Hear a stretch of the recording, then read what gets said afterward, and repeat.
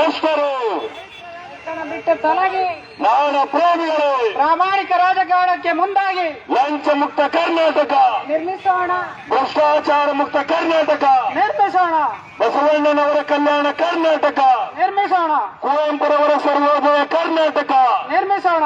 ಕರ್ನಾಟಕ ರಾಷ್ಟ್ರ ಸಮಿತಿ ಪಕ್ಷಕ್ಕೆ, ಜೈ ಕೆಆರ್ಎಸ್ ಪಕ್ಷಕ್ಕೆ. ಜೈ. ಆತ್ಮೀಯ ಹೊಸದುರ್ಗ ತಾಲೂಕಿನ ಎಲ್ಲಾ ನಾಗರಿಕ ಬಂಧುಗಳಿಗೆ ನಮಸ್ಕಾರಗಳು. ಇವತ್ತು ಕರ್ನಾಟಕ ರಾಷ್ಟ್ರ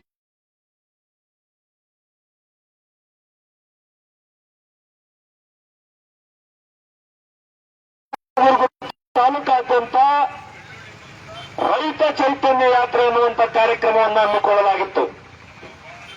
ಈ ರೈತ ಚೈತನ್ಯ ಯಾತ್ರೆ ಕಾರ್ಯಕ್ರಮದ ರೂವಾರಿಗಳಾಗಿರ್ತಕ್ಕಂಥ ಕೆಆರ್ಎಸ್ ಪಕ್ಷದ ಹೊಸದುರ್ಗ ತಾಲೂಕು ಅಧ್ಯಕ್ಷರಾದಂಥ ನಮ್ಮ ಕೆಂಚಪ್ಪ ಅವರೇ, ಕೆಆರ್ಎಸ್ ಪಕ್ಷದ ಹೊಸದುರ್ಗ ತಾಲೂಕಾ ಉಪಾಧ್ಯಕ್ಷರಾದಂಥ ನಮ್ಮ ಪರಮೇಶ್ವರೇ, ಕೆಆರ್ಎಸ್ ಪಕ್ಷದ ಮಹಿಳಾ ನಾಯಕಿಯಾದಂಥ ಕುಮಾರಿ ತನು ಯಾದವ್ ಅವರೇ, ಹಾಗೂ ಕೆಆರ್ಎಸ್ ಪಕ್ಷದ ಪ್ರಧಾನ ಕಾರ್ಯದರ್ಶಿಯಾದಂಥ ನಮ್ಮ ಮಂಜಪ್ಪ ಅವರೇ, ಹಾಗೂ ಕೆಆರ್ಎಸ್ ಪಕ್ಷದ ರಾಜ್ಯ ರೈತ ಘಟಕದ ಕಾರ್ಯದರ್ಶಿಯಾದಂಥ ನಾಗರೆಡ್ಡಿ ಅವರು, ಇವರೆಲ್ಲರ ನೇತೃತ್ವದಲ್ಲಿ ಇವತ್ತು ಬೆಳಗ್ಗೆಯಿಂದ ಕೂಡ ರೈತ ಚೈತನ್ಯ ಯಾತ್ರೆ ಇಡೀ ನಗರದಾದ್ಯಂತ ಸಂಚಾರ ಮಾಡಿ ತಾಲೂಕಾ ದಂಡಾಧಿಕಾರಿಗಳ ಕಚೇರಿ ಅಂದ್ರೆ ತಹಸೀಲ್ದಾರರ ಕಚೇರಿ, ತಾಲೂಕಾ ಸಹಾಯಕ ಅಭಿಯಂತರರು ಏಳಬ್ಲಿ, ತಾಲೂಕಾ ಕುಡಿಯುವ ನೀರು ಮತ್ತು ನೈರ್ಮಲ್ಯ ಇಲಾಖೆ ಕಚೇರಿಗೆ ಭೇಟಿ, ಹಾಗೂ ಸಹಾಯಕ ಕೃಷಿ ನಿರ್ದೇಶಕರು ಹೊಸದುರ್ಗ ಆ ಕಚೇರಿಗಳಿಗೆ ಭೇಟಿ ಕೊಟ್ಟು ಸರ್ಕಾರದ ವತಿಯಿಂದ ಸಾರ್ವಜನಿಕರಿಗೆ ಏನೆಲ್ಲ ಸರ್ಕಾರದ ಸೇವೆಗಳು ಸೌಲಭ್ಯಗಳು ಅಲ್ಲಿರ್ತಕ್ಕಂಥ ವ್ಯವಸ್ಥೆಗಳು ಏನಾದರೂ ಲೋಪದೋಷಗಳ ಬಗ್ಗೆ ಪ್ರಶ್ನೆ ಮಾಡಿ ಅಧಿಕಾರಿಗಳಿಗೆ ಮನವಿ ಮಾಡುವಂತ ಕಾರ್ಯಕ್ರಮ ಮಾಡಲಾಗಿದೆ.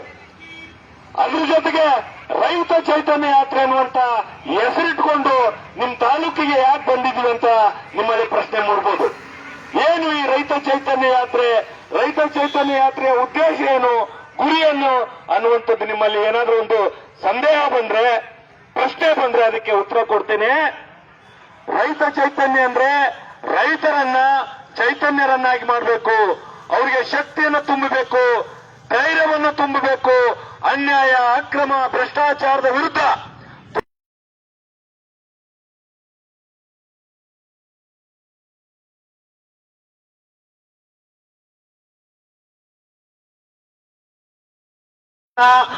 ಧೈರ್ಯವಂತರನ್ನಾಗಿ ಮಾಡಬೇಕು, ಅವರಿಗೆ ಒಂದು ಸ್ಫೂರ್ತಿಯನ್ನು ತುಂಬಬೇಕನ್ನುವಂತ ಕಾರಣಕ್ಕಾಗಿ ಇವತ್ತು ಕೆಆರ್ಎಸ್ ಪಕ್ಷ ರೈತ ಚೈತನ್ಯ ಯಾತ್ರೆ ಅನ್ನುವಂಥ ಕಾರ್ಯಕ್ರಮವನ್ನ ಹಮ್ಮಿಕೊಂಡಿದೆ.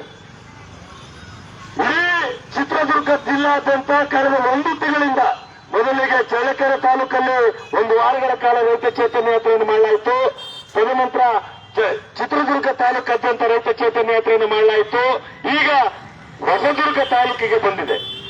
ಯಾಕೆ ರೈತರನ್ನ ಚೈತನ್ಯ ಮಾಡಬೇಕು, ರೈತರಿಗೆ ಯಾಕೆ ಶಕ್ತಿ ತುಂಬಬೇಕು, ರೈತರಿಗೆ ಯಾಕೆ ನಾವು ಧೈರ್ಯ ತುಂಬಬೇಕಂತ ಹೇಳಿದ್ರೆ, ರೈತರು ಇವತ್ತೇನಾಗಿದ್ದಾರೆ, ಹಲವಾರು ಮೋಸಗಳಿಗೆ, ವಂಚನೆಗಳಿಗೆ, ಅಧಿಕಾರಿಗಳು ಮಾಡುವಂತ ದಬ್ಬಾಳಿಕೆ, ದೌರ್ಜನ್ಯಗಳಿಗೆ ಒಳಗಾಗ್ತಾ ಇದ್ದಾರೆ. ರೈತರು ಇವತ್ತು ಕಷ್ಟಪಟ್ಟು ಮಳೆ, ಬೆಳೆ, ಗಾಳಿ, ಚಳಿ ಅನ್ನದೆ ಬೆಳೆಯುವಂತ ಬೆಳೆ ಇವತ್ತು ಮಧ್ಯವರ್ತಿಗಳ ಪಾಲಾಗ್ತಾ ಇದೆ, ಯಾರ್ದೋ ಪಾಲಾಗ್ತಾ ಇದೆ. ರೈತರಿಗೆ ಸಿಗಬೇಕಾದಂತ ಒಳ್ಳೆಯ ಬೆಂಬಲ ಬೆಲೆ ಇವತ್ತು ರೈತರಿಗೆ ಸಿಗ್ತಾ ಇಲ್ಲ. ಇವತ್ತು ರೈತ ಸಾಲ ಸೂಲ ಮಾಡಿ ಎಲ್ಲೋ ಬಡ್ಡಿ ರೂಪದಲ್ಲಿ ಹಣ ತಂದು ಉತ್ತಮವಾದಂತ ರಾಗಿ ಬೆಳೆದ್ರು ಕೂಡ, ಉತ್ತಮವಾದಂತ ಈ ಭಾಗದಲ್ಲಿ ಏನೇನು ಬೆಳಿತೀರಪ್ಪ, ರಾಗಿ ಮತ್ತೆ ಸಾವೆ ಬೆಳೆದ್ರು ಕೂಡ, ಆದ್ರೆ ಶೇಂಗಾ ಬೆಳೆದ್ರು ಕೂಡ ರೈತ ಇವತ್ತು ಕಷ್ಟಕ್ಕೆ ಸಿಲುಕ್ತಾ ಇದ್ದಾನೆ. ರೈತ ಇವತ್ತು ಸಾಲ ಮಾಡಿ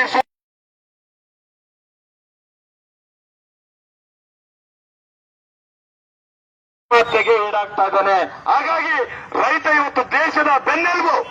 ರೈತ ಇವತ್ತು ಇಡೀ ದೇಶಕ್ಕೆ ಅನ್ನ ಹಾಕುವಂತ ರೈತ ಇವತ್ತು ಸಾಯಬಾರದು, ಅವನನ್ನ ಉಳಿಸ್ಕೊಳ್ಬೇಕು, ಅವನಿಗೆ ಸಿಗಬೇಕಾದಂತ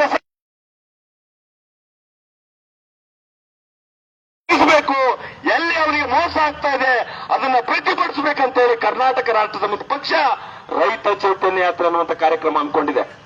ಇವತ್ತು ಹೊಸದುರ್ಗ ತಾಲೂಕಲ್ಲಿ ಇರ್ತಕ್ಕಂತ ನೂರಾರು ಹಳ್ಳಿಗಳಲ್ಲಿ ರೈತರಿಗೆ ಇವತ್ತು ಮೋಸ ಆಗ್ತಾ ಇದೆ.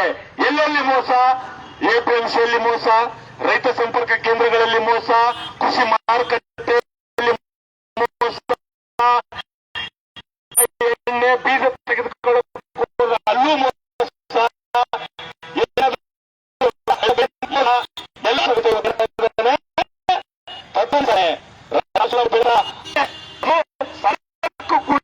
ಸರಿಯಾಗಿಲ್ಲ.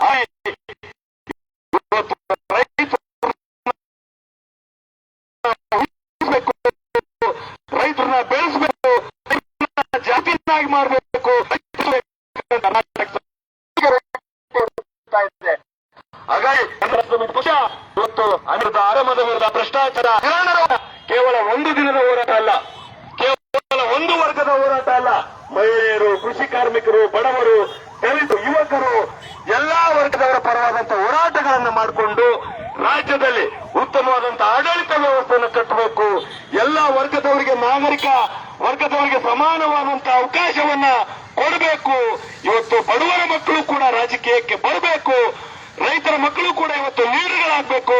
ಅವರು ಕಂಡಂತ ಕನಸುಗಳು ಏನಿದಾವೆ, ನಾನು MLA ಆಗ್ಬೇಕು, ನಾನು MP ಆಗ್ಬೇಕು, ನಾನು ಜಿಲ್ಲಾ ಪಂಚಾಯತಿ ಮೆಂಬರ್ ಆಗ್ಬೇಕನ್ನುವಂತ ಅವರ ಕನಸೇನಿದೆ, ಆ ಕನಸಿಗೆ ಒಂದು ಶಕ್ತಿಯನ್ನು ತುಂಬಿ ಅವರಿಗೆ ಅವರ ಆಸೆಗೆ ಜೀವವನ್ನು ತುಂಬುವಂತ ಕೆಲಸ KRS ಪಕ್ಷ ಮಾಡ್ತಾ ಇದೆ.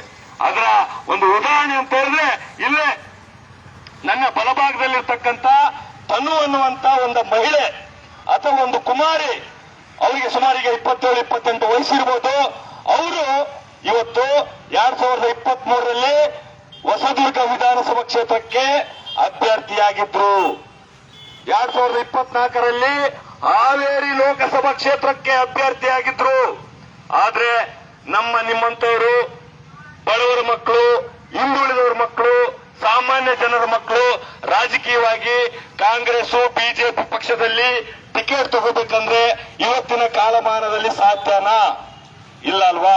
ಆದ್ರೆ KRS ಪಕ್ಷ ನಿಂದು ಯಾವ ಜಾತಿ, ನಿಂದು ಯಾವ ಧರ್ಮ, ನಿನ್ನಲ್ಲಿ ಎಷ್ಟು ಶಕ್ತಿ ಇದೆ, ನಿನ್ನಲ್ಲಿ ಎಷ್ಟು ಹಣ ಇದೆ, ಅದ್ಯಾವುದನ್ನ ಗಮನಿಸಿದೆ. ನಿನ್ನಲ್ಲಿ ಸಾರ್ವಜನಿಕ ಪರವಾದಂತ ಹಿತಾಸಕ್ತಿ ಎಷ್ಟಿದೆ, ಸಾರ್ವಜನಿಕ ಮೇಲೆ ನಿನಗೆ ಎಷ್ಟೊಂದು ಕಾಳಜಿ ಇದೆ, ನೀನು ಒಂದು ವೇಳೆ MLA ಆದ್ರೆ, MP ಆದ್ರೆ ಯಾವ ರೀತಿಯಾಗಿ ಸಾಮಾಜಿಕ ಸೇವೆ ಮಾಡ್ತೀಯ ಅನ್ನುವಂತ ಅಂಶಗಳನ್ನ ಮಾದರಿಯಾಗಿಟ್ಕೊಂಡು ಅವರಿಗೆ ಟಿಕೆಟ್ ನೀಡ್ತು. ಆದ್ರೆ ಇವತ್ತು ಸಾಮಾನ್ಯ ಜನರ ಮಕ್ಕಳು ಕಾಂಗ್ರೆಸ್ ಅಲ್ಲಿ, ಬಿಜೆಪಿಯಲ್ಲಿ, JDS ಅಲ್ಲಿ ಟಿಕೆಟ್ ಕೊಡ್ಲಿಕ್ಕೆ ಅಥವಾ ನಾಯಕರಾಗಲಿಕ್ಕೆ ಇವತ್ತು ಸಾಧ್ಯ ಆಯ್ತಾ? ಇಲ್ಲ.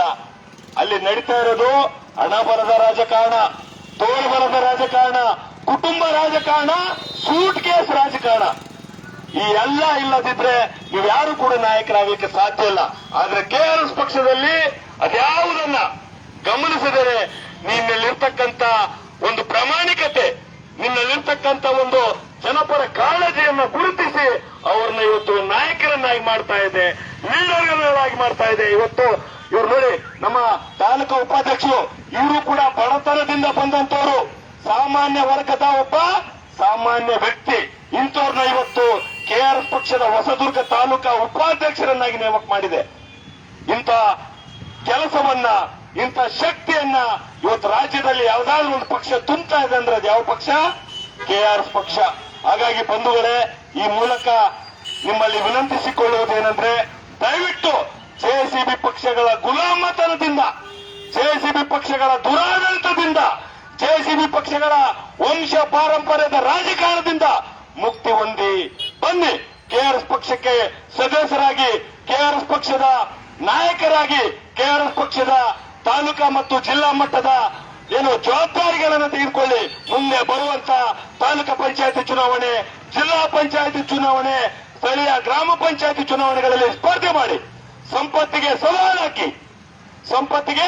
ಸವಾಲಾಕಿ ನೋಡೋಣ ಇವತ್ತು ಜನಪರವಾಗಿರ್ತಕ್ಕಂಥ ಕೆಲಸ ಕಾರ್ಯಗಳು ಗೆಲ್ತಾವ, ಇಲ್ಲ ಹಣಬಲ, ಜಾತಿ ಬಲ, ತೋಳಬಲನೇ ಗೆಲ್ಲುತ್ತೆ ಅನ್ನೋದು ಹೊಸದುರ್ಗ ತಾಲೂಕಿನ ಜನರಿಗೆ ಬಿಟ್ಕೊಡೋಣ. ಅವರ ನಿರ್ಧಾರದಂತೆ ಈ ತಾಲೂಕಿನ ಅಭಿವೃದ್ಧಿ ಆಗುತ್ತೆ. ನೋಡಿ, ಇವತ್ತು ಕಳೆದ 2 ದಿನಗಳಿಂದ ಹೊಸದುರ್ಗ ತಾಲೂಕಾದ್ಯಂತ ಓಡಾಡ್ತಾ ಇದ್ದೀನಿ. ನೂರಾರು ರೈತರು ಸ್ವಾಮಿ ನಮ್ಮೂರಿಗೆ ಕುಡಿಯುವ ನೀರಿನ ವ್ಯವಸ್ಥೆ ಇಲ್ಲ, ಸ್ವಾಮಿ ನಮ್ಮೂರಿಗೆ ಉತ್ತಮವಾದಂತ ರಸ್ತೆಗಳಿಲ್ಲ, ಸ್ವಾಮಿ ನಮ್ಮೂರಿಗೆ ಬೀದಿ ದೀಪಗಳಿಲ್ಲ, ಸ್ವಾಮಿ ನಮಗೆ ರಸ್ತೆಗಳಿಲ್ಲ, ಸ್ವಾಮಿ ನಮ್ಮೂರಿಗೆ ಶಾಲೆ ಕಾಲೇಜುಗಳಿಲ್ಲ ಅಂತೇಳಿ ಅವರ ಅಳಲನ್ನ, ಅವರ ಸಮಸ್ಯೆಗಳನ್ನ ತೋಡ್ಕೊಳ್ತಾ ಇದ್ದಾರೆ. ಆದ್ರೆ ಈ ಎಲ್ಲಾ ಸಮಸ್ಯೆಗಳಿಗೆ ಪರಿಹಾರ ನೀಡಬೇಕಾದಂತ ಈ ಕ್ಷೇತ್ರದ MLA ಏನ್ ಮಾಡ್ತಾ ಇದ್ದಾನೆ? ಸಮಸ್ಯೆಗೆ ಪರಿಹಾರ ಒದಗಿಸಬೇಕಾದಂತ ಈ ಭಾಗದ ಜನಪ್ರಿಯ ಶಾಸಕರು ಎಲ್ಲಿದ್ದಾರೆ? ಯಾಕೆ ಇವತ್ತು ರೈತರು ನಲುಗ್ತಾ ಇದ್ದಾರೆ, ಕಷ್ಟದ ಸುಳಿಯಲ್ಲಿ ಸಿಲುಕಿದ್ದಾರೆ ಅನ್ನೋದು ನೀವೇ ಪ್ರಶ್ನೆ ಮಾಡ್ಕೋಬೇಕು. ಇವತ್ತು ರೈತರಿಗೆ ನ್ಯಾಯ ಇಲ್ಲ, ಮಹಿಳೆಯರ ಮೇಲೆ ದಬ್ಬಾಳಿಕೆ ಆಗ್ತಾ ಇದಾವೆ, ಮಹಿಳೆಯರ ಮೇಲೆ ದೌರ್ಜನ್ಯಗಳಾಗ್ತಾ ಇದಾವೆ, ಮಹಿಳೆಯರ ಮೇಲೆ ಅತ್ಯಾಚಾರಗಳಾಗ್ತಾ ಇದಾವೆ. ಇವತ್ತು 3 ಲಕ್ಷಕ್ಕಿಂತ ಹೆಚ್ಚು ಉದ್ಯೋಗಗಳು ಖಾಲಿ ಇದಾವೆ. ನಮ್ಮಂತ ಎಷ್ಟೋ ಪ್ರತಿಭಾವಂತ ವಿದ್ಯಾರ್ಥಿಗಳು ನಿರುದ್ಯೋಗಿಗಳಾಗಿ ಖಾಲಿ ಮನೆಯಲ್ಲಿ ಕೂತಿದ್ದಾರೆ. ಎಷ್ಟೋ ಇವತ್ತು ಯುವಕರು ಏನೋ ಬೇರೆ ಬೇರೆ ದುಶ್ಚಟಗಳಿಗೆ ಬಲಿಯಾಗ್ತಾ ಇದ್ದಾರೆ. ಅಂತ ಎಲ್ಲಾ ಸಮಸ್ಯೆಗಳನ್ನ, ಆ ಎಲ್ಲಾ ವಿಚಾರಗಳನ್ನ ಬದಿಗೊತ್ತಿ ಕ್ಷೇತ್ರದ ಅಭಿವೃದ್ಧಿ ಮಾಡಬೇಕಾದಂತ ಈ ಭಾಗದ ಜನಪ್ರತಿನಿಧಿಗಳು ಎಲ್ಲಿ ಹೋಗ್ತಾ ಇದ್ದಾರೆ? ಯಾವ ರಾಜಕಾರಣ ಮಾಡ್ತಾ ಇದ್ದಾರೆ? ಜನರಿಗೆ, ರೈತರಿಗೆ, ಮಹಿಳೆಯರಿಗೆ ಕೇವಲ ಮಂಕುಬೂದಿ ಎರಚ್ತಾ ಇದ್ದಾರೆ.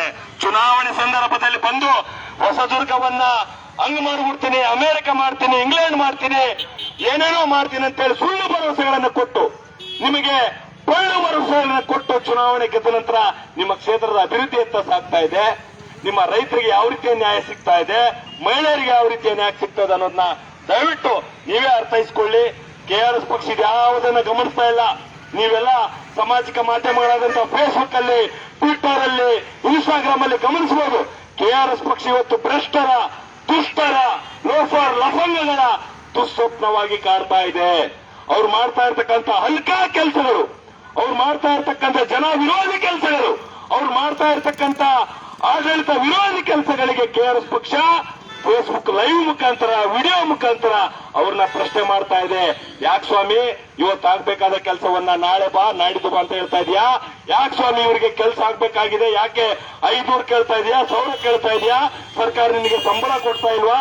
ಸರ್ಕಾರ ನಿನಗೆ ಸೇವೆ ಕೊಡ್ತಾ ಇಲ್ವಾ ಅನ್ನುವಂತ ಪ್ರಶ್ನೆ ಮಾಡೋ ಮೂಲಕ ಇವತ್ತು ಲಕ್ಷಾಂತರ ಜನರಿಗೆ KRS ಪಕ್ಷ ಮಾದರಿಯಾಗಿದೆ, KRS ಪಕ್ಷ ಶಕ್ತಿಯಾಗಿದೆ, KRS ಪಕ್ಷ ಅವರಿಗೊಂದು ಚೈತನ್ಯವಾಗಿದೆ. ಹಾಗಾಗಿ ಹೊಸದುರ್ಗ ತಾಲೂಕಿನ ಎಲ್ಲ ನನ್ನ ಅಣ್ಣ ತಮ್ಮಂದಿರಲ್ಲಿ, ಎಲ್ಲ ನನ್ನ ಊರಿನ ಗುರು ಹಿರಿಯರಲ್ಲಿ, ಮಹಿಳೆಯರಲ್ಲಿ, ನನ್ನ ಆತ್ಮೀಯ ಯುವಕ ಯುವತಿಯರಲ್ಲಿ ವಿನಂತಿಸಿಕೊಳ್ಳುವುದೇನೆಂದ್ರೆ, ನಮ್ದಂತೂ ಆಯ್ತು ಹೋಯ್ತು. ಮುಂದೆ ಇರುವಂತ ಭವಿಷ್ಯ ನಾಳೆ ನಮ್ಮ ಮಕ್ಕಳದು, ಮೊಮ್ಮಕ್ಕಳದು. ನಾಳೆ ಇರುವಂತ ಭವಿಷ್ಯ ಯುವಕರದು, ಯುವತಿಯರದು.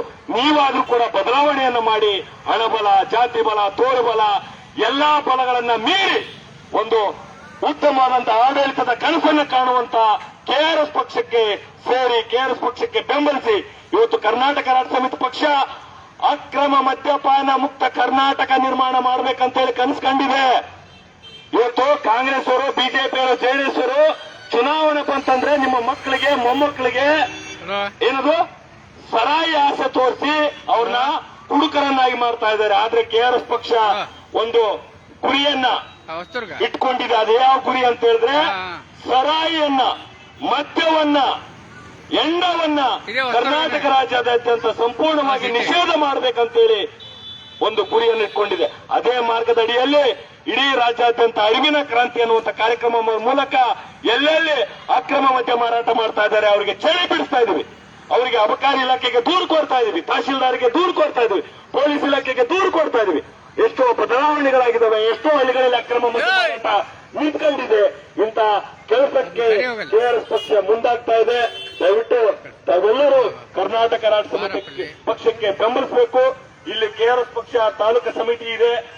ನಮ್ಮ ಕೆಂಚಪ್ಪ ಅಂತೇಳಿ ಇವರು ತಾಲೂಕು ಅಧ್ಯಕ್ಷರಾಗಿದ್ದಾರೆ.